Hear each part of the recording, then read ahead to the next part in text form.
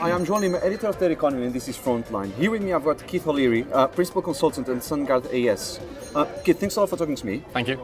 You got about 5 million square feet of data center space around the world. Correct. What sort of demand are you seeing from customers, and where are these data centers located actually?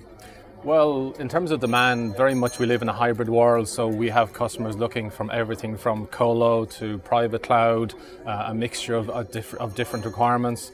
In some cases, it's a multi-location requirement. From a locations perspective itself, we have 3 data centers here in Dublin, where the event is today, and then we have data centers in the UK, continental Europe, and then also in the US. Okay, and how do you compare the markets, for example? Because the US is usually a bit more developed compared to some other markets. Well, I think it also depends on the kind of penetration that we have. So, for example, in the US and the UK, we have a lot of customers in the financial services who historically have taken disaster recovery and business continuity services from us. More and more, we're seeing a movement into more non-DR, into cloud, into other areas. Here in Ireland, there's significant demand in terms of public cloud as well as private cloud. So we work closely with the likes of AWS and Azure on behalf of customers to actually stand up and manage their AWS and their Azure footprints and workloads on behalf of those customers on an outsourced basis. Okay, and then your portfolio is also really made up of a lot of backup and disaster recovery products. Well, that's where our lineage comes from. So 35, 40 years ago, when Sungard AS started off, we were an offshoot of an oil company who had a requirement for DR and BC services, but there wasn't that product or that company providing that service in the marketplace. So that's where we were born out of, and I guess that in a lot of ways that's how Sungard AS is most well known. However, as the market has developed, as our DR and BC customers have broadened their requirements, we've moved into the, what everyone else does in that sense. So colo services, private cloud services, consulting services. So, from my perspective, for example, within our cloud and infrastructure consulting practice, I work with customers to help them on their journey to the cloud. It may not be a journey into our data center because different requirements, but often it's into a mixture of our data centers, third-party services. It could be some elements which stay on-prem with them as well.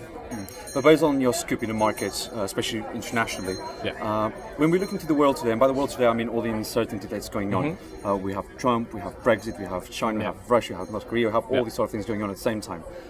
How does a company like you manage its business roadmap to still work in these sort of situations? Well, really for us it's a good environment to work in because customers need people to manage their risk, and we work very closely with them on that from an IT and a process and people perspective, for example. So, going back to one of our core products around business continuity is, for us, business continuity is a people process technology play. It's a change management task, and in a lot of ways, therefore, when companies are trying to understand where they should be, what kind of mechanisms they should have, and in particular today with, as you say, a lot of uncertainty, resilience and disaster recovery is now even more important if you're a large multinational.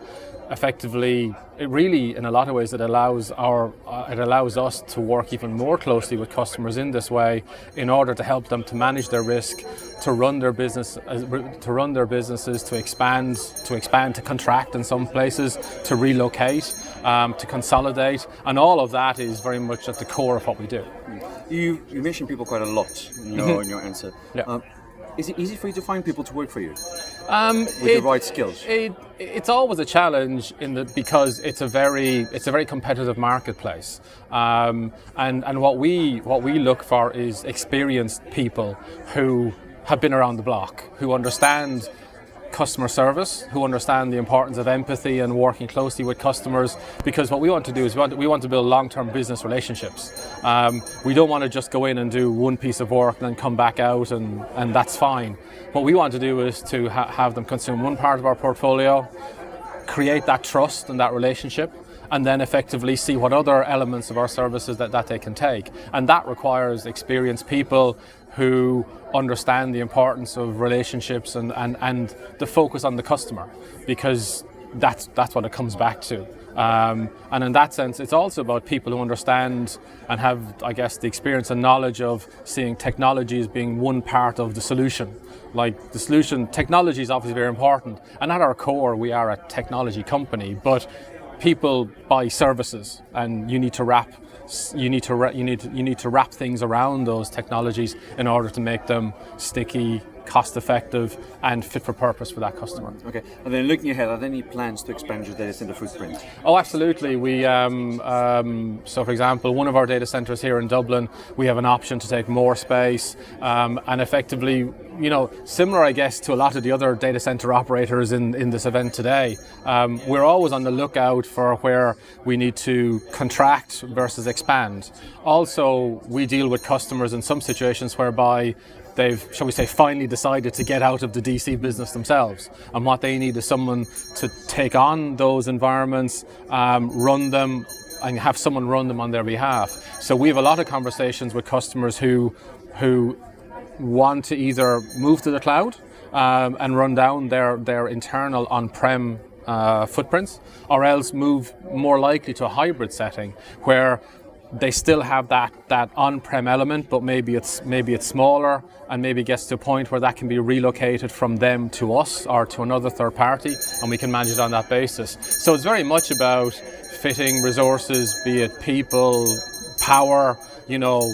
Power will always be a big issue when it comes to data centers in particular, because the bigger they get, the more they consume, and I guess the more important the continuity of that service is. Maybe also because it's faster to deploy a data center than it is to improve the grid. No, it is. It's a long term, and certainly in Ireland, for example, as the data center footprint kind of expands outside of Dublin, Cork, you've got Apple going to Galway, etc., Belfast as well. So therefore, those kind of longer term infrastructure challenges means that in some cases, actually, the pure data center environments is the easy part of it.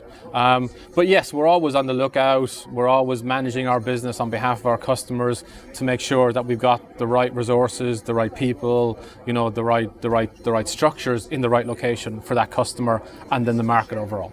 Okay, Keith, thanks a lot for talking to me. Thank you very much. Don't forget you can follow Data Economy on Facebook, Twitter and LinkedIn, and also visit the website on www.data-economy.com.